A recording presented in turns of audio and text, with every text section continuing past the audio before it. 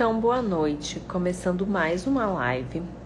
E a live de hoje é sobre enterocele e retocele. O que é isso? É um tipo de prolapso genital, ou seja, uma queda de órgãos pélvicos do intestino que acontece para dentro da vagina. No caso da retocele, é a queda do intestino grosso, e no caso da enterocele é a queda do intestino delgado. Eu vou mostrar uma foto para ficar mais fácil entender a diferença de um tipo para o outro tipo.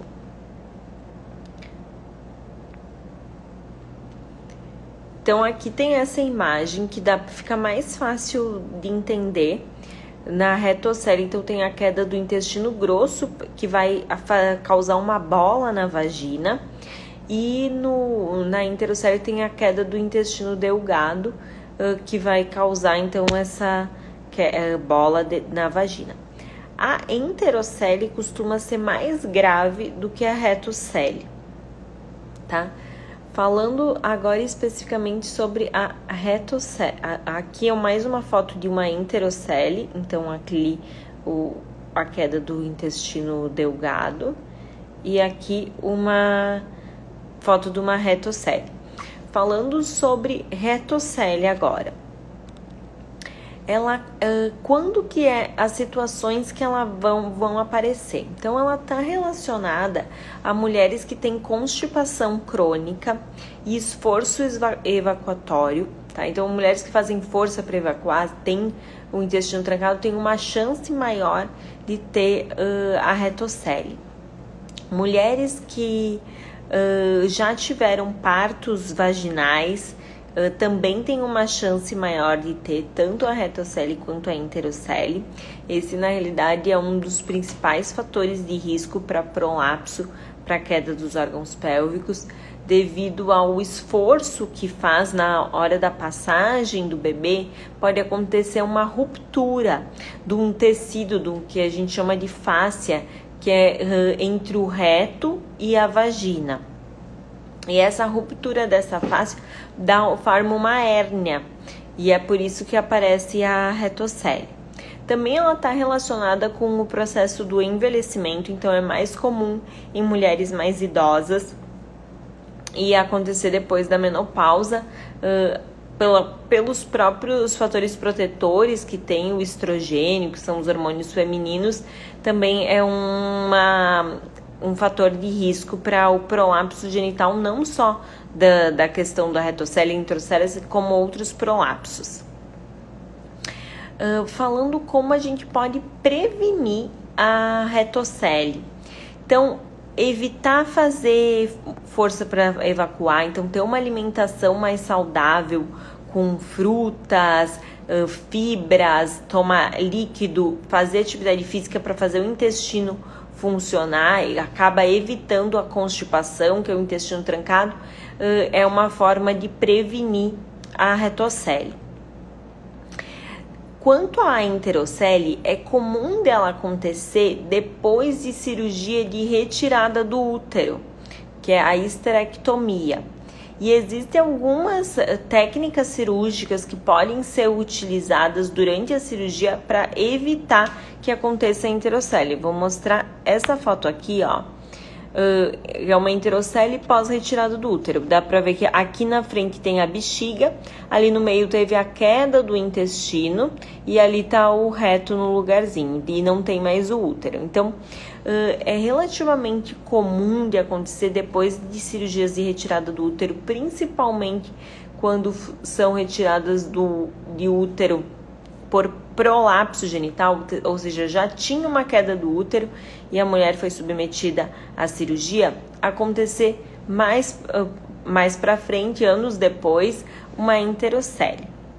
E o que pode ser feito durante a cirurgia para evitar isso é uma técnica que a gente chama de coldoplastia, que é uma técnica para diminuir o espaço que tem da parede posterior para evitar que aconteça essa enterocele. Então, já na cirurgia a gente já faz isso E tenta manejar os fatores de risco que são manejáveis. Por exemplo, obesidade. Então, controlar o peso é uma forma de prevenir que aconteça a enterocele. Evitar esforço evacuatório, então fazer força para evacuar. Tabagismo, porque o cigarro, o esforço crônico de ficar tossindo aumenta o risco de enterocele. Quais que são os sintomas que essas pacientes podem apresentar? Então, elas podem apresentar dificuldade para evacuar, às vezes precisa colocar o dedo dentro da vagina e pressionar o intestino para conseguir evacuar, ou sensação de uma evacuação que não foi satisfatória, e pode ficar retido fezes dentro dessa, forma uma bola dentro da vagina que pode formar essa retocele e a vai acumulando. Então, esses são os sintomas que pode ter dificuldade para evacuar, piorar a evacuação. Tem mulheres que estão toda hora evacuando devido a esse acúmulo. Tem a Jussara que está perguntando, tem algum risco de uma cirurgia de enterocele em uma idosa saudável de 71 anos? Jussara, se ela não tem nenhuma outra doença, que ela tá bem da pressão, tá bem não tem diabetes, ela pode fazer a cirurgia sim, inclusive é uma das principais formas de tratamento, porque a condição da enterocele piora muito a qualidade de vida. E a cirurgia, o objetivo dela é justamente melhorar essa qualidade de vida para a mulher conseguir evacuar normalmente, acabar melhorando a evacuação. Às vezes a bola pode causar dor também na relação sexual, então tem como operar sim e não tem problema. Falando já então sobre o tratamento, o que a gente faz? É melhorar a dieta, a alimentação, o uso de óleo mineral para ajudar a evacuar, controle do peso, e o principal tratamento é o tratamento cirúrgico, que é uma cirurgia que a gente faz por via vaginal mesmo, tá? Sem precisar abrir a barriga da paciente, sem precisar colocar telas. A gente evita de colocar telas nesse tipo de cirurgia. E o que a gente faz faz um corte por dentro da vagina e corrige essa face, que é esse tecido que está rompido, e fixa ele nos ligamentos, que é o ligamento uterosacro, para evitar com que volte a ter novamente esse prolapso, essa enterocele. Então, uma cirurgia feita toda por via vaginal. Então, isso é uma grande vantagem no sentido de recuperação, porque ela tem menos risco para as pacientes do que fazer uma cirurgia via abdominal, e ela tem uma recuperação menos dolorosa e mais rápida por ser tudo via vaginal, que é o que a gente chama de minimamente invasivo. Jussara está perguntando, e tem risco de vida no dia a dia, tipo estrangular como hérnia, pode esperar? Não, apesar da enterocele ser uma hérnia, ela não tem o risco de estrangular. O que pode acontecer é ela piorar e aumentando cada vez mais essa enterocele, dependendo do tamanho, essa bola pode sair pela vagina e causar sangramento por ficar tendo contato ali com a calcinha, tá? Então, às vezes, pode sangrar por causa disso, ou essa pele da vagina, ela pode acabar formando úlceras, ficando mais grossa devido a isso, tá? Mas ela não tem risco de estrangular e pode esperar, sim. Uma outra opção de tratamento seria para as pessoas que não podem operar por algum motivo ou porque tem alguma doença incapacitante, por exemplo, é uma cardiopata que não pode fazer cirurgia, é o uso de pessários, que são argolas que coloca dentro da vagina e segura o prolapso dentro da vagina. Esse pessário, a paciente tem que fazer uma higienização dele, tá? Depende, a gente avalia paciente por paciente, mas pelo menos uma vez a cada 15 dias vai ter que tirar esse pessário, lavar com água e sabão, deixar de molho numa solução com vinagre e no dia seguinte lava, seca e coloca novamente. E fazer a utilização de cremes de hormônios quando estiver utilizando o pessário, para evitar que essa mucosa vaginal acabe sangrando ou dando lacerações devido ao uso do pessário, certo?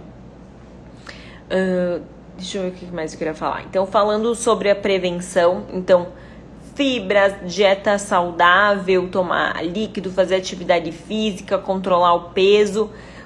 Os partos a gente evita que sejam partos com longo período expulsivo, que é a parte final do parto, porque isso aumenta o fator de risco para prolapso genital, certo? E para enterocele, a técnica utilizada na histerectomia, que é na cirurgia da retirada do útero, a gente já faz uma técnica para evitar que dê a enterocele pós-operatória.